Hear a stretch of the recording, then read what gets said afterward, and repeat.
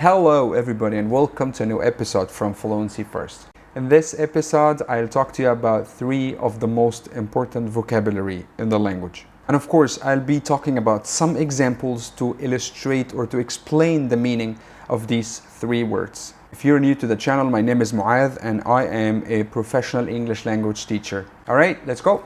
The first one is get. This verb can be quite confusing because it comes in so many different scenarios and it has different meanings. Today we will go through all of these meanings and we will also provide examples. The first and the easiest meaning for the word get is to simply obtain something, to grab something. So for example, I'll go get some food, my friend will go get some ice cream, etc.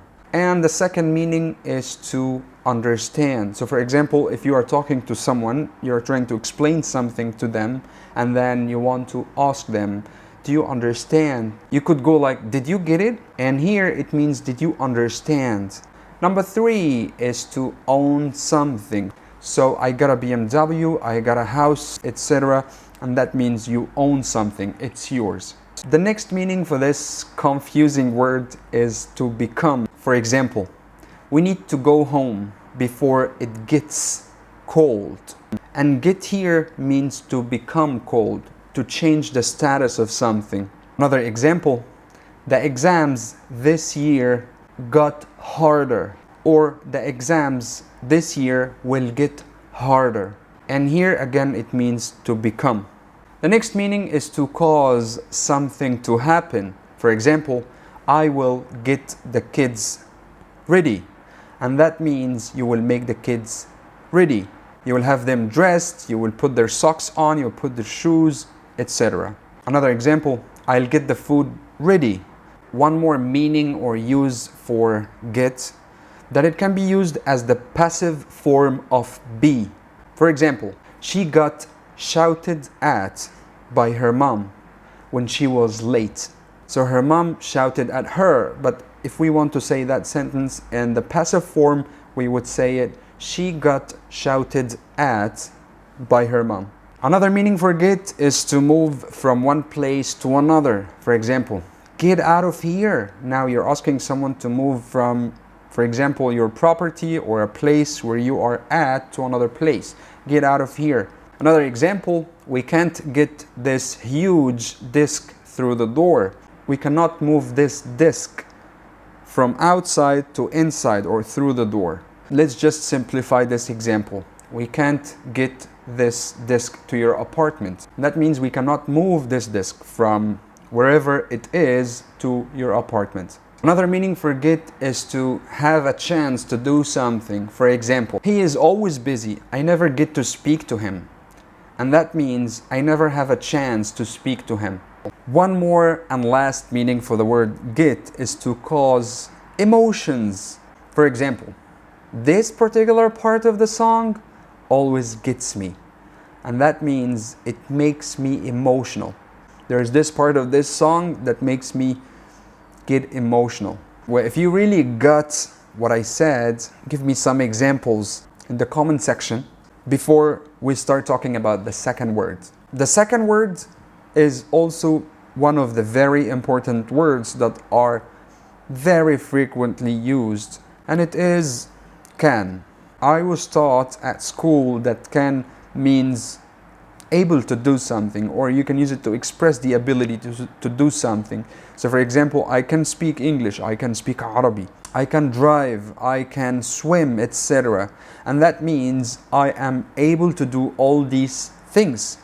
While in fact there are 3 more meanings for this word, or it can be used in 3 or maybe more different scenarios. Let's look into this. The first one is very easy and most probably all of you guys know it, and that is to ask for something politely. For example, if you are at a restaurant and the waiter comes to you asking you, good evening, what would you like to eat or what would you like to have? You could go like, can I have a burger? So that is not the most polite way to ask for something. However, it can be used to ask for something politely. The second meaning for can, or the second scenario where you can use this word, is to express possibility. For example, you can get flowers at the supermarket, and that means it is possible to get flowers at the supermarket. You don't have to go to the place where they sell flowers. Another example, we can visit Paris this summer. And that means, again, it is possible to visit Paris this summer.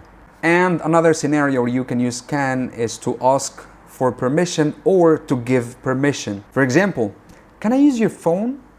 Now I'm asking for someone's permission so that I can use his phone. They can either approve or disapprove. They can say, yes, sure, go ahead. Or they can say, no, I'm sorry. And you can also use it to give permission to someone. For example, if your children desperately asking you to eat candies, you could go like, you can only eat candies after you have your lunch. And the last scenario for can is to request something, to ask for something. For example, can you turn down the music a little bit? I can't really study. I can't really focus. And once again, before we start talking about the third word we have on the list today, give me some examples in the comment section to show me that you really understood what this word means. And the third word is have, or has, of course. Let's first quickly talk about this. We use has with he, she, and it, while we use have with I, you, they, we. And of course, the very first meaning for have is to own something. I have a car, I have an iPhone, I have a camera, etc. I don't really want to go through all the grammar because have or has is also part of different grammar tenses, like the present perfect, the past perfect continuous, the present perfect continuous. What I wanted to talk about is some terms for the word have. For example, let's have lunch. And that doesn't mean let's own the lunch. It means let's eat the lunch. Here it means let's eat lunch. Or I will have a smoke. I will have a smoke doesn't mean I will buy some smoke and then I own that smoke. No, it actually means I will smoke a cigarette. Or let's have a talk. And definitely it doesn't mean that we're going to buy some talk. No, it means that we are going to discuss something or to talk about something. And one of the very famous uses of the word have is in the passive form. For example, you can't say, I will go cut my hair. No, because that means you are going to do that yourself. If you're going to the barber or the hairdresser, you could say, I will go have my hair cut. One more example, I will go have my car fixed, because the action will be done to you by someone else, or the action will be done to your car by someone else. I hope today's video was useful, guys. If it was, give it a like. Leave me a cheerful comment to encourage me continue making more videos like that. And consider subscribing to the channel. Thank you for watching once again. Have a fantastic day. See you in the next episode.